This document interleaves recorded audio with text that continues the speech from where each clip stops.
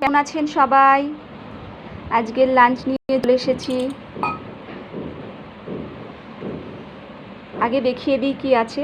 এখানে আছে মুসুরির ডাল, এখানে আছে পুঁই শাক, বাটা মাছ দিয়ে রসুন ফোড়ন দিয়ে মাছের ঝোল, আর এখানে আছে কাঁচকলা পটল দিয়ে বাটা মাছের ঝোল, একটু টমেটো দিয়েছি।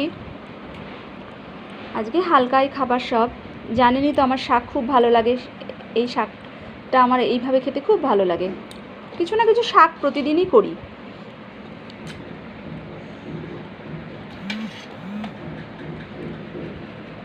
এখন তো অনেক বেজে গেল, সবার কি খাওয়া দাওয়া হয়ে গেছে? আমার ভিডিওটা ভালো লাগলে সবাই একটু লাইক করবেন, কমেন্ট করবেন।